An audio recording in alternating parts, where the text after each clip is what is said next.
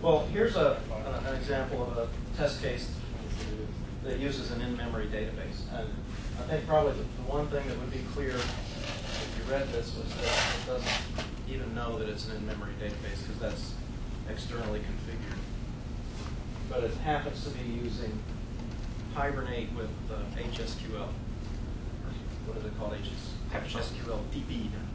Whatever. It used to be hypersonic. It's still the same thing.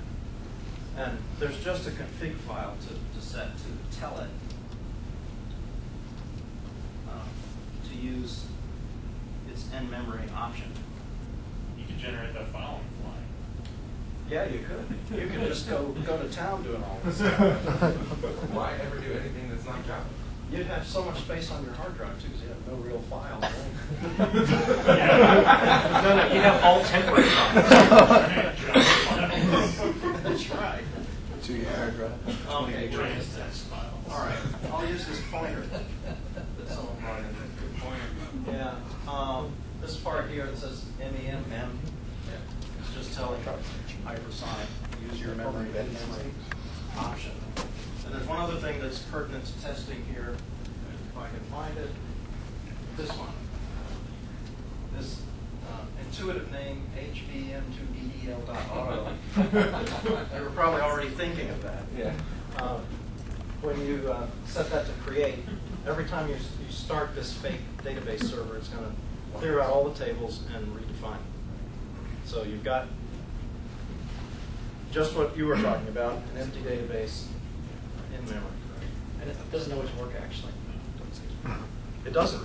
Okay, Brett's going to tell us about it. Not with hypersonic. If you're running, instead of running in memory, if you're running hypersonic with the server on a local server, you can create schemas that it cannot overwrite, and you have to manually delete the tables because it won't actually drop it from a previous execution. Excellent reason to actually do this. Oh yeah, no, in memory is really Have good. it in memory. In this case, it doesn't drop anything. There's nothing to drop because you're always starting from it. But it would if it could. Yeah. Yes. What are your thoughts of using DB unit? DB unit? I haven't used that. I've heard of it. So I don't have an opinion if it's good or bad. Is anyone else familiar with that? Haven't used it. You guys use it? Yeah, it's What does it offer? basically the same thing. You will tear down the database on every test, insert data for each test, and then tear it back down and recreate it. In any database you want. So that sounds very useful. Yeah, that's good to know. It's the name is a little long, but Spring has a test base for that too. Abstract transactional data source Spring context. Well, what's the long name? But he says the same thing as JUnit. So you do whatever DAOs you have in Java, and you can set up the database, and it'll just do a rollback when it's open. There's so many options. I just want to go home and start testing databases. Yeah, remember DB unit. That sounds like a good one. There's a lot of other products like that. What you want to call it unit that help you test certain kinds of things. So Hopefully you would be doing these in a minority of cases, because you'd be isolating most of your code from the database. well, yeah, but you have a class that it's going to do some work with the results of the database. What you're really doing is isolating that class from the database itself.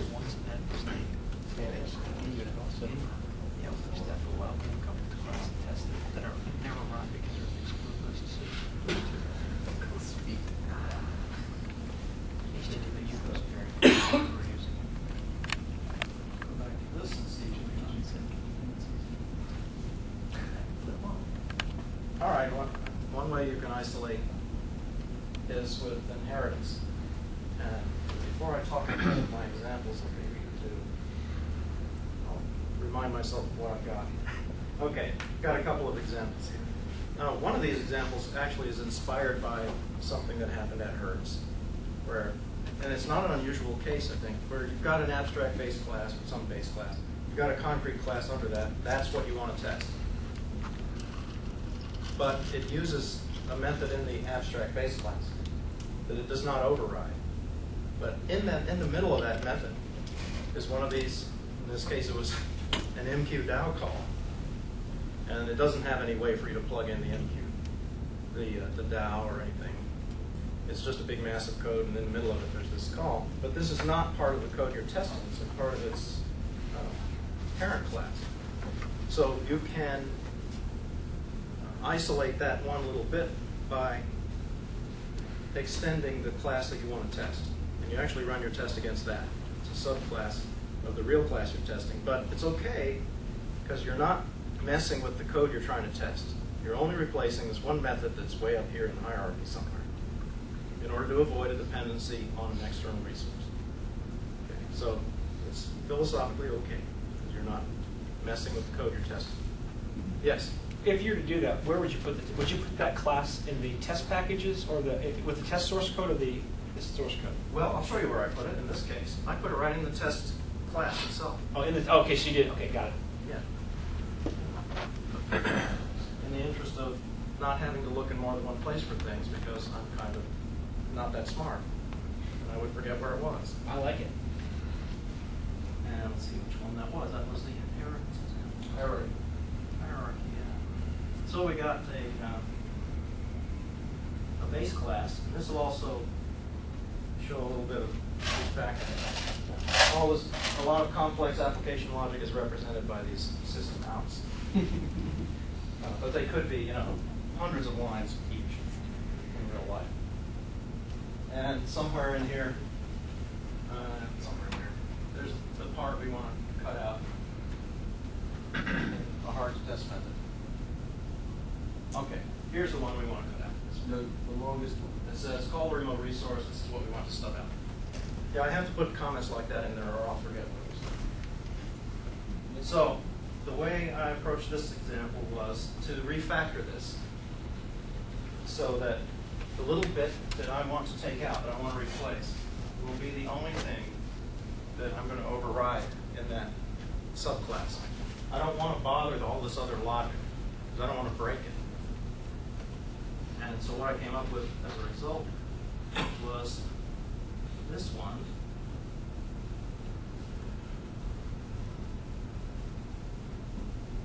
Okay.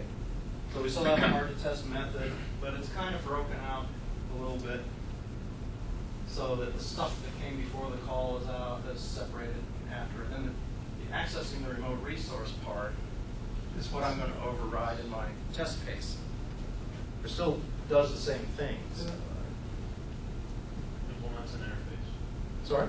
It implements an interface. Yeah. An abstract-based class implements an interface. So I have to keep it real simple for my own benefit. Now, did the original class have an interface? You mean in real life or this? In this example, did the original example have an interface? Yeah.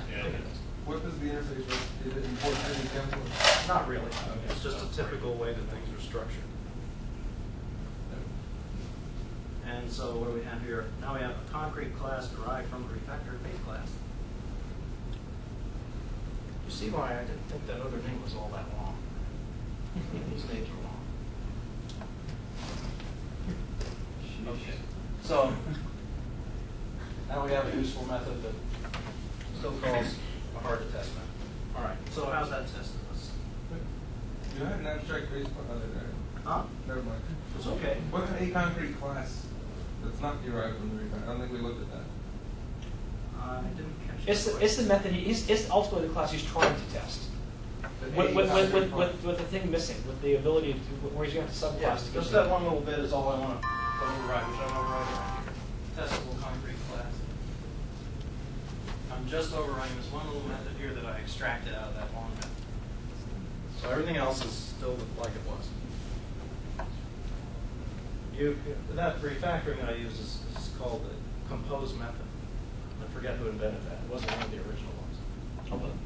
Where you can take some long complex method and just, not because some of the code is duplicated or anything, but just to make it more readable, you can sort of reorganize it into multiple methods. Oh, functional decomposition. Got it. Sorry. Huh? That's just standard functional decomposition, right? I like your name better. Which one? Compose method. It's not my name. I think Fowler named it. I don't remember who it was. So many more syllables. I think it's Fowler. Fowler?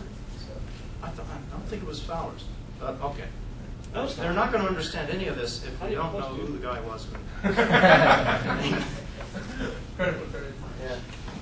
Well, anyway, this one way you can use both refactoring and inheritance to make sure you have an isolation test. Just take it out just a little bit. And it's really accomplishing the same kind of thing you were talking about, Brian. All it's replacing is that call to a remote resource.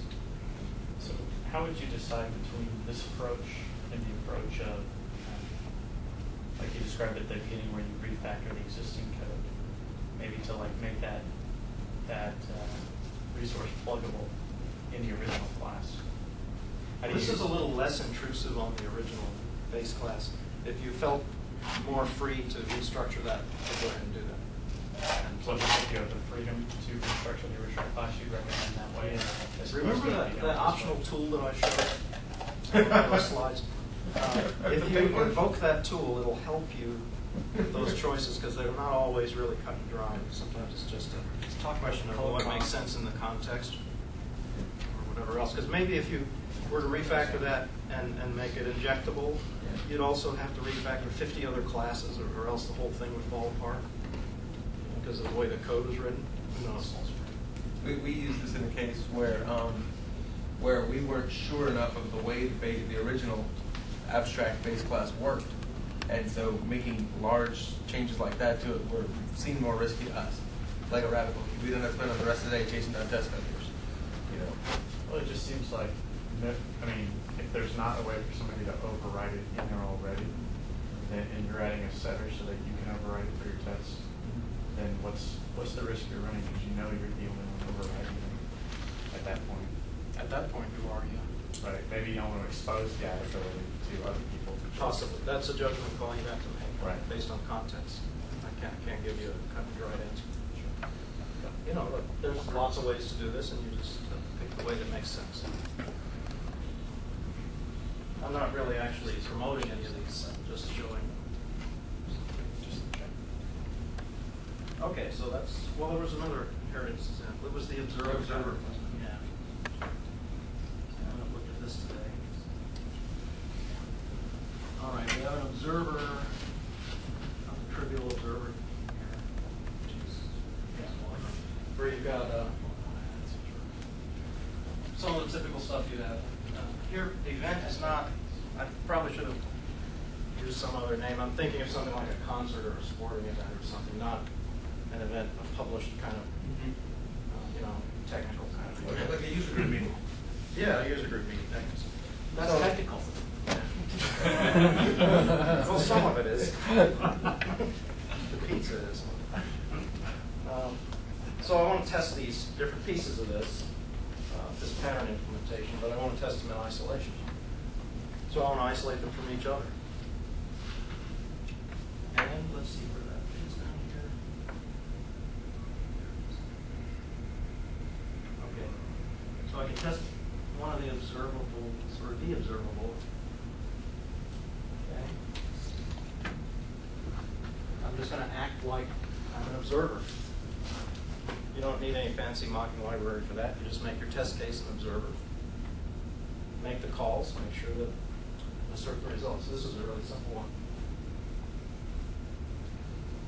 You don't have to refactor anything or make any mocks or anything. Test the observer.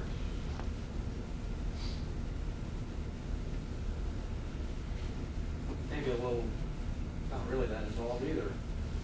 You're going to make yourself the observable. We don't even have to be an observable. We don't have to implement the interface. We just do what the interface. Yeah, just in this case, just kind of minimalist way to be an observable. So, just a trivial example. It's probably even simpler than the other example. Okay, so what's next? Was that understandable? I kind of blew through that pretty fast. I guess everyone by now is getting it. Okay, writing all this little code yourself is all well and good. Sometimes you want to do something more. You want to use one of these mocking libraries because you want to go beyond just black box testing or behavior testing. You want to test some implementation. And you could write your own to do that too, but then you're getting into some more complex logic that maybe is complex enough that you need to test it, then you're going past the point of dimension in terms of it. And there are some mocking libraries that help you do that. I'm going to show you a small example of 3 of them. Probably I don't know which is the most popular one for Java. JMock is one of them, EasyMock is another one. And then there's another newer one called JMockit. And I've heard of a couple of other names, but I haven't used them. Does anyone know of any other? RMock. RMock, I think I've heard of that. I haven't used it. Have you used it? Is that for Java? Not in a real world project. Just in a, excuse me, my Yeah, I think that is browser for Java. for meeting guys, but Yeah. it's kind of like a combination between JMock and EasyMock, and how EasyMock has the playback type of approach, and JMock, you do your chainable, define what's going to happen. RMock does both. Oh, it does Either or. both? Yeah. Okay. Yeah, I don't have an example of RMock, but I'm sure you'll get the idea of these things, that they all were doing the same job, really. So let's see if we can show those.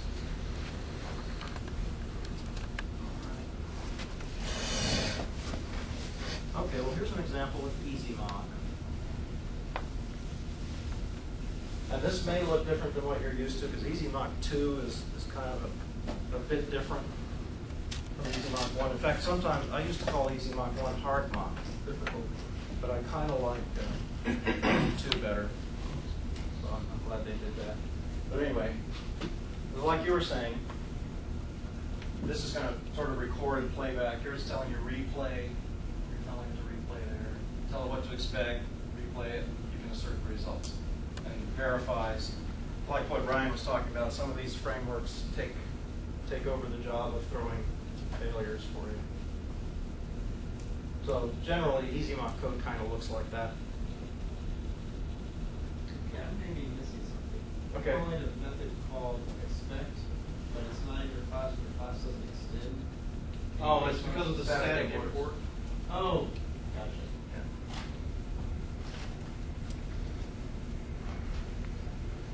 Yeah, you could extend to either way you want to do it. So what this is accomplishing, right, is giving us a replacement for something that was called a service DOS before. Service Yeah, DOS. service DOS. And a service trace. Yeah. And in fact, I can show you those classes. See what it is I'm trying to test here. I've got class under test, and then these 3 little things that do little bits of what it wants to do. A great way to send it. Okay. Class under test. It's just going to put a statement together out of different pieces and return. Okay. And to do that, it's going to use these other collaborators that it has. And it's pretty obvious that if you actually were going to write something like this, you wouldn't break it up into so many pieces, but I just wanted to show how you'd isolate the collaborators. So it's got these 3, uno, dos, tres. Another clever naming convention. And they just do some little thing, a little bit of it like this. You don't really have to analyze all of it. Just does some piece of putting a statement together. Okay, so with EasyMock, then we're going to fake out these 3 collaborator classes so that we're just testing the code under test, nothing else. Same goal for all the other ones. Any questions about this so far? These mock things are like an extension of a type of a test class that people used to call a spy. Anybody heard that term for testing? It's just a fake class that keeps a record of whenever its methods are called. So each of its fake methods counts all the calls that come in. Or it could record even what the parameters were that were passed in. I guess arguments is the right word. And a mock, as you can imagine, is basically just that, but it also you can tell it, I want these methods to be called in this order with these values. And I want you to return these values when they're called. So it's just a little bit of like a smart spy. And they can also mimic some of the work of another type of testing class called a crash test dummy. Anybody heard that one? That's sort of like a stub, only instead of returning nulls, it throws exceptions in all its methods, assuming the methods normally would throw an exception. So these are kind of simple fake test classes that people have made up. And a mocking facility or library does all that stuff, gives you some way to tell it what you expect from it, and it may actually throw the failures for you or not. So it can be pretty handy. I might like to add a real-world example where I didn't know about mocking libraries and spent a long time having to write my own manual mock to do something like this. Long ago, I was working on a servlet that basically, if something wasn't in session, it wanted to redirect you somewhere. So I had to have something implementing HTTP servlet request and something implementing HTTP servlet response, which are both rather large, complicated interfaces. And I needed to get something out of the session, and when it wasn't there, I needed to call response.redirect on the servlet response and make sure that that happened at the right time. And so that was a time when, I ended up, there's a struts test case library out there that's got a handy little simulator for servlet request and servlet response. I ended up copying that, but EasyMock or another mocking library would have made that a lot simpler to do something like that. Yeah, that's a good example.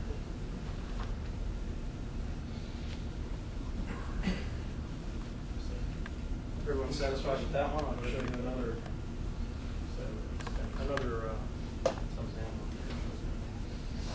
ZMock looks like that. Here's a JMock.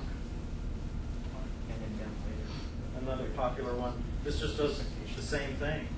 Place what is it? I'm done recording. So the syntax is a little different because of the way JMock works. You mentioned chaining these methods and things. That's how you do that. Just dot, method call, dot, method call, dot, method call, until you're dizzy. I usually like to just format them like that for readability, but it's really all just one line. I know a lot of people really enjoy horizontal scrolling, so you'll be glad to know that you don't have to break up the lines like that.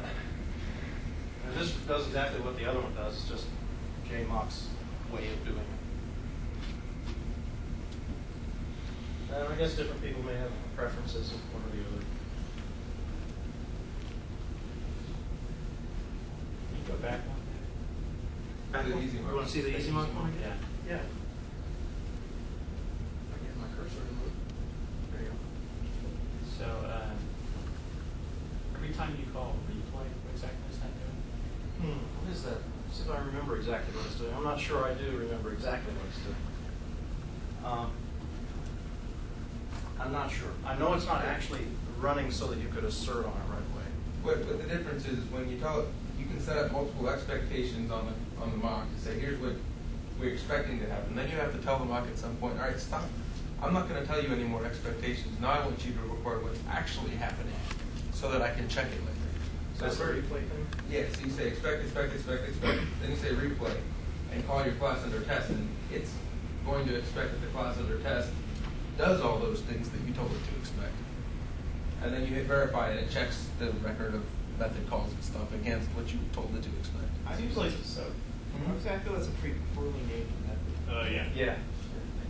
So behind sentence maker, until you call replay, it's actually proxying the methods to something that's recording them. And after you call replay, it starts proxying them to the real class. Well, it's not ever going to really go to the real And it class. starts proxying them to a place where it records It those. puts two recordings in. Before the before the replay, after the replay, and verify compares the two recordings. Right. And actually, once you say replay, if you call a method that's, like maybe you called it too many times, you pass the wrong value, it will throw an exception at that point. Or I don't know, maybe it doesn't, assertion does. So it's really poorly named. It's more like listen or begin monitoring, really is what it's doing. If it says replay, it's like it's going to play what it's recorded, it's not what it's doing. And it may fail before you get verified. And that's a good example of why, well, personally, I don't like these things that take away your assertion power and do it for you because you don't feel like you have control of when that's happening. That's just a personal problem. There's a lot of people like this. And if you didn't get done looking at EasyMock, it looks like that. You may find that more confusing or less confusing. There's more power in JMOC for certain things, like right there where you say expects, the very first thing, you're expecting one time this particular method to get called with, and inside that with, you can tell it something different than equals, where in EasyMock you can't do that. But here you can say I want something positive, where in EasyMock you can only give it a particular value to expect. It is nice though that in EasyMock you don't have to know the name of the method like exactly. You can use control space completion. Yeah, that's true. That's a big handy thing. No string. It's not string, so it's more factorable. Why do you have to tell it you expect it once? If you're just telling, your expectation is saying. Because you can also say expect as many times as you want. I don't care. But Don't, if I don't did throw the an same error if it parameter- happens 5 times. I think there's at least once. At least once. Right now, if it gets called twice, that will be an error. That will be a failure. But how often is a method called like multiple times with the same parameters? If you're doing some sort of test where you want to see if it returns a good error, if somebody if it's a web app and they hit refresh, and you don't want to charge their credit card twice, you could see that.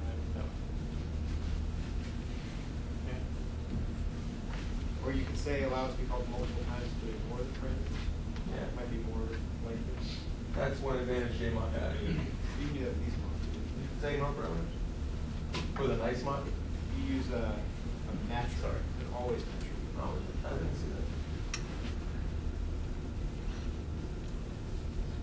So you can see there's a lot of options with these, but they're not necessarily that quick and easy to get up to speed.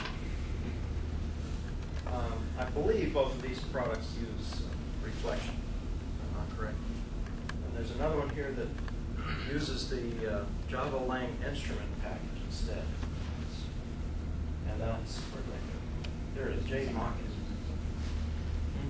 EasyMock's using the dynamic parts. So this is going to, this one requires that Java agent argument on the runner. Because Jake, I think the loader is going to hand off to this to modify the bytecodes. So what this will actually do is change these methods in the classes when they're loaded.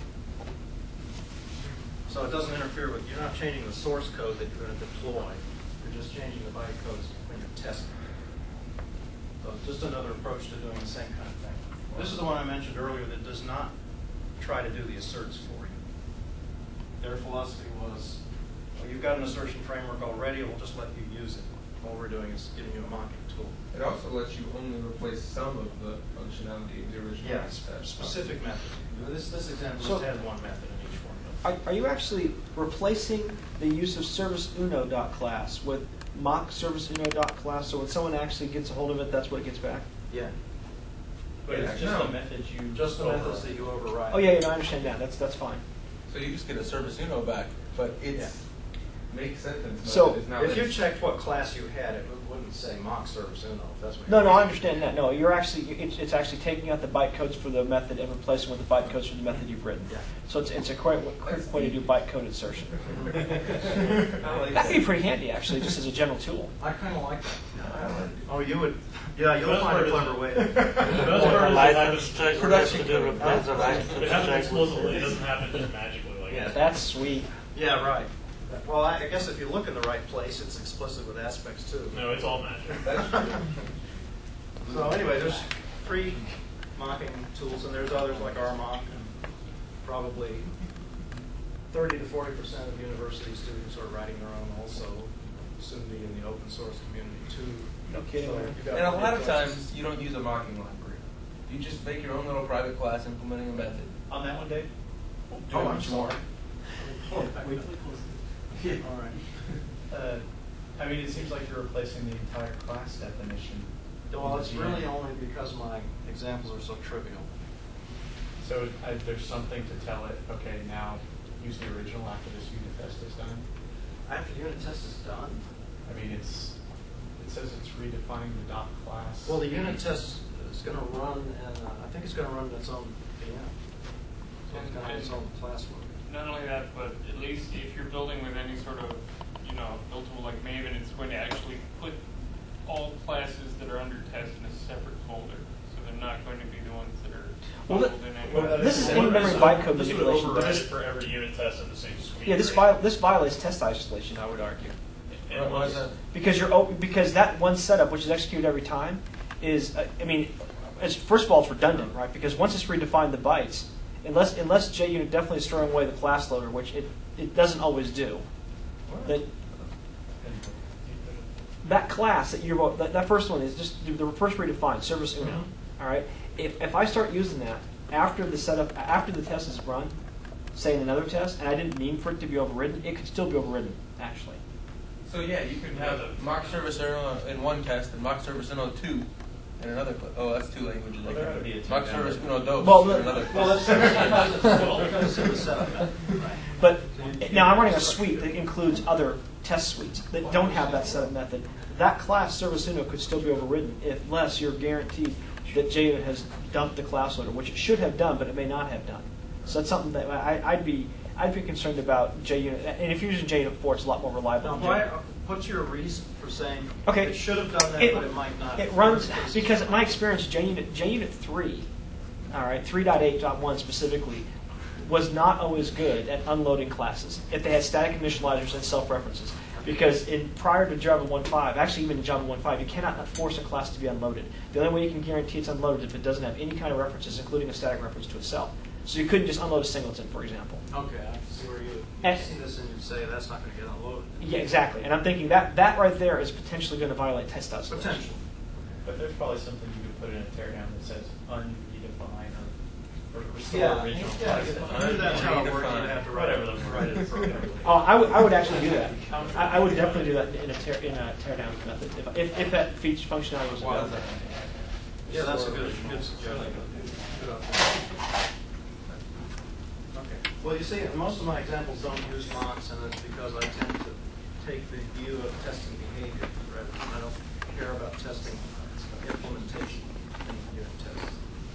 And I know not everyone necessarily agrees with that. Are there any thoughts in the room about that? Do you think should your test cases care how the code under test gets its result, or only the fact that it gets the right result? What do you think? How would you know? Otherwise, Good question. How would unless you you're know? instrumenting the actual implementation of the class under test, you wouldn't know how it came about, whatever it returned. Well, if you're working on you're on a project that's writing new code, you can look at the code and see, oh, I see how this works. It's supposed to call this and that. So, and some people, I've seen people write really elaborate mocks because they think they have to.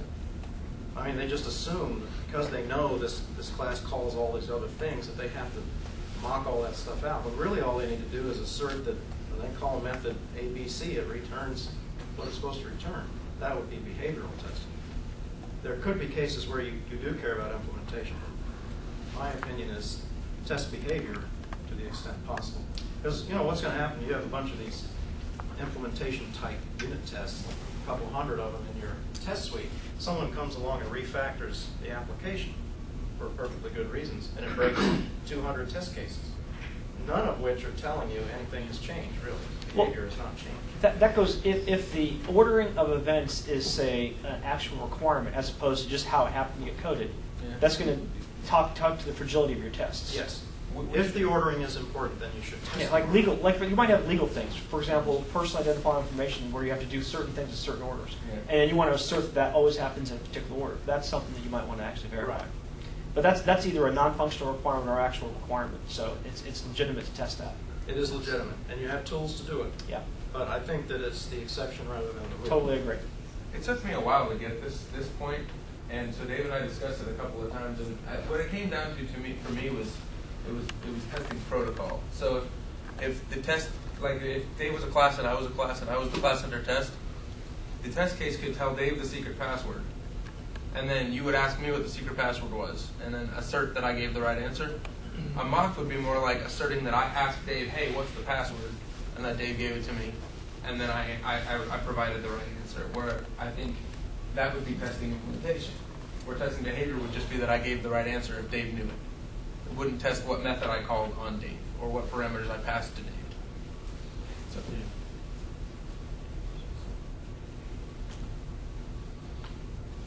All right, let's look at another pattern implementation. This is a template pattern. And here's the abstract class with the template method. So it's going to send a string somewhere, or it's going to send a message up it somewhere, somehow. So that's the template. So we got some implementations of that. JMS sender. Here's a message object if you want to see that. Fairly trivial. It's got, message header and body and recipient and that kind of thing. Okay. So I've got 3 implementations to test: JMS and SMTP and web services. And none of these tests requires any kind of container. And none of them uses a mock either. I just coded my own stuff. Okay. So there's a JMS example. This is not a test case, it's just the application. And it's probably fairly typical. I did debate with myself about whether to inject things, but I think in real life, most of the applications that you run across that are using JMS probably are written like this, just in a straight line. Give me this, give me that, and just do it. I mean, they're not all carefully broken up so that you can easily use injection. Has that been your experience too, or do people have different? Yeah. So you got to deal with that. I mean, it's a reality. So, what do we want to do for testing? Well, you can look at the other classes here too. There's a SMTP one that does what is conceptually a send of some kind. So it's going to send an email. And then the other one is web services. Where'd it go? Oh. Okay. And this one uses another package from Apache to make the web services typing easier. But anyway, there's 3 little implementations of this send. And we want to unit test them in isolation. So first of all, let's test the base class. It's not going to do very much. It just sends to system out. So guess what helper class I used to grab that? It's the same old one you saw. So when you have a case like this, you want to test the abstract class in isolation in each of the implementation classes. So I'm going to close some of these extra things here. And so to test one of the implementations, here's the JMS one. And I think somebody asked about JMS earlier. See very much of that on there. It's got a, does it have just one test method? So we're going to fake out JMS and just have it. So I'm faking out JMS by having this fake context class.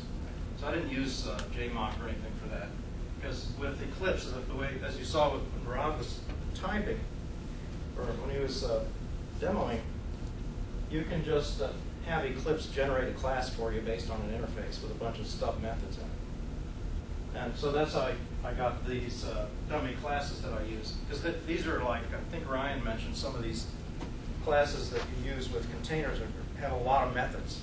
And manually writing a fake version of one of those can be really time consuming. So a tool like Eclipse helps you because you can just point it to the interface and say, generate me one of these, and you get a stub. And then you can just override the methods that make sense for you in your stub. And I think I did that here somewhere.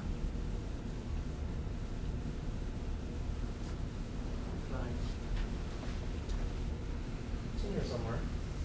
Brett, do you have a speech to make about something? You could use your definition after you can define it. Oh, yeah. Well, anyway, it's in here. And all it does is provides the output, fake output that you would normally get from the context so that it sets up the calls, the objects here.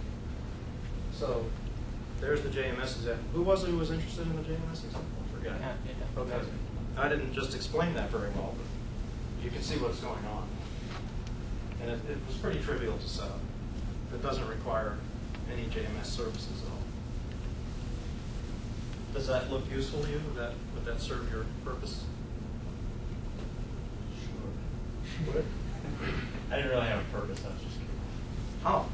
What it would Is be. your curiosity satisfied? Yes. Then your purpose has been served. You've been served. I thought you were asking about a JMS simulator. That's okay. Maybe that'll be later on. It should be on YouTube. It'd be good. And then No, YouTube don't have one of those. That would be a little more work. My purpose has been served. What's your purpose? That's a good question. Okay. And, well, here's one with a simulator. An SMTP sender. There's a couple of open source things out there for simulating an SMTP server. One's called SMTP unit. And this one that I'm using here is called Dumpster. Dumpster, I like that. Well, I tested those two to see which one I like better. And they're approximately the same, but Dumpster runs a whole lot faster. So I kind of prefer that, for reasons that several people have mentioned. You want your tests to run fast. Well, the name is cool, frankly. Dumpster, that's a big win right there. Frankly, isn't it cool? So anyway, you really just act as if it's a real SMTP server. It'll behave like one. But it's not like a stub or a mock, because you send it real data at the time that you're calling it. So wait, you're not setting up fake. if I want to make sure that I've sent a message to my SMTP server, I don't see that yet. I guess you should scroll down or something. Oh, yeah. Yeah. We could scroll down. Let's do that.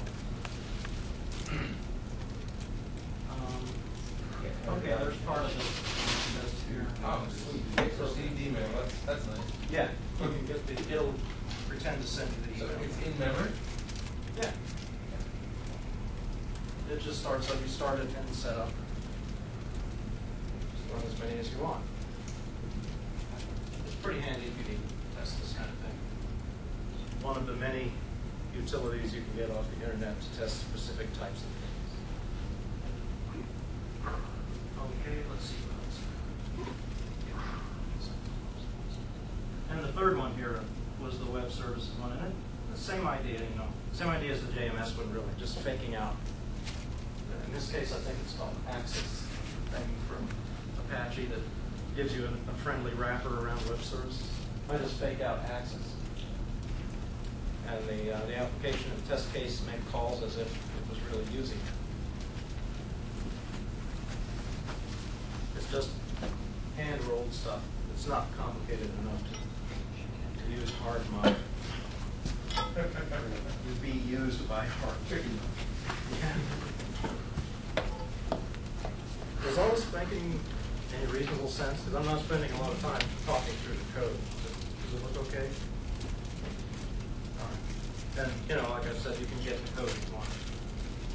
I'm sure Brett wants to correct that one thing, but it might not unload correctly. No, not that interested in it. Oh. That's the quiet voice again.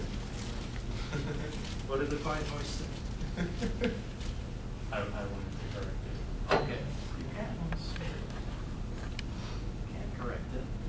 Oh, aspects, another way to modify code to make it isolate. I like case 2. That's important. Case 2 is not a joke. Case 1 is probably not a great idea. People can do it. And I'm going to show, I think, that inheritance example doing it that way. But case 2 could be real. You may really have aspects in your application. And then in that case, you want to test them. You want to make sure I'm using the right terminology, your join points and all that stuff are what you think they are. So you probably want to set up some kind of fake target class that had method signatures very similar to what you think you're catching to make sure you don't catch the ones that are just similar and not identical. Too many or too little? And similarly, you'd want some test cases to test the advice that you've got. Okay. But that's not covered in here. Or did that stuff. Okay. So we can kill this thing and look at some code again. Let's see. Yeah, I think a term I've seen people use is virtual mock. It's just because you don't see the mock class in your source code in any intuitive way.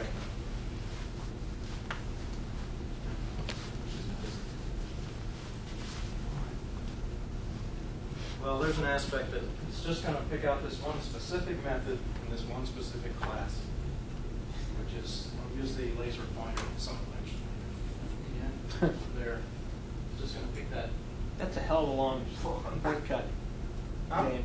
That's a heck of a long name there you got, Dave. You did not say heck the first time. That's a hell of a long. Yeah, that is, isn't it? Too bad. You're not interested enough to correct it, so.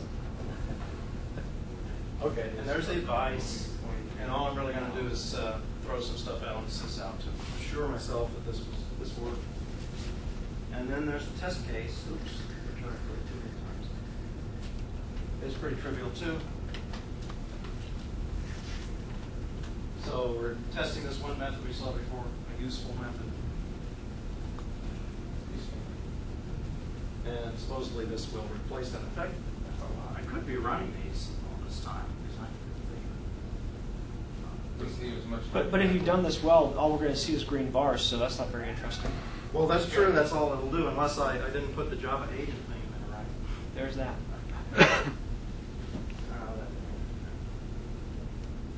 I'm assuming I can find the right keys here without Option Shift XT, right? Huh? Option Shift XT. Do you know what the Mac one is? I don't have 6 fingers on my hand. Yeah, you're right. That's much better. That's much more descriptive. Yeah. Just basically options. I mean, Well, this part is descriptive, and this is the code inserted by the test aspect. So really, this tested one that we tested earlier, but just using a different technique to isolate it.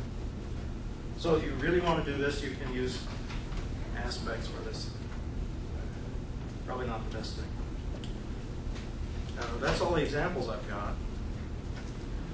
And as repetitive as it all was, I hope it was useful. Any comments, questions?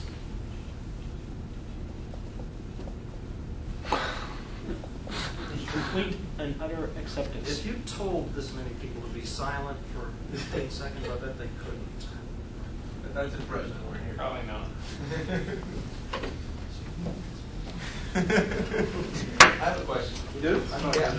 No, I actually would like to, one isolation case that I've seen addressed online from time to time, but not addressed here, I think people run across, is what about when you're testing on either the current time, which is time, or your class under test depends on the current time, or the locale. Or the locale. What do you call it in the internationalization? Yeah, Culture. locale is right. Locale, yeah. I don't know why that would be a Can you set it? Just take it out. Set the locale we want. Time. You know, I thought about the time thing, and I thought maybe it was not on topic, because it's more like how do you test indeterminate values? And sometimes you might need to do like a statistical kind of approach. Call a method 100 times and make sure 80% of them are within tolerance or something like that. Well, in our project now, we have an open task now. We have some tests that intermittently fail when they run a certain distance of time from midnight. Yeah, and that would be a time when maybe you could use an approach like that. Of course, that's going to slow your test down a little bit. Because that way, if you had, well, yeah, I ran this test case just now 1,000 times within a couple seconds, and if 90% of those are within the time range that I think is close enough to equal, then it's okay. That would probably solve that particular problem. Or that particular problem could actually represent a problem, because the system might be used, close to midnight. That's true. Yeah, it might close to fail. Then you got a different issue on your hands. Yeah. Assume with aspects you can redefine that. You can change the time with aspects. You can create a wormhole. There's the wormhole patterns. I could just do an around on the date constructor. Yeah, you can do it. Yeah, I don't know of Instead of like a Java system dot set time. Well, because most of the time people use new date, so you have to get in after the new date constructor with your virtual mod. Well, that's not really giving you the level of control you need for what we're talking about. You You can just actually put it. What you could do is in your test, you can like sleep until it was after midnight. So if it was within an hour of midnight, just sleep for an hour. Because any decent program. I noticed my tests take longer if I'm here late at night. What should I do? Or you might be a little safer. You could say, if there is a midnight today. Wait. I found a Jira test.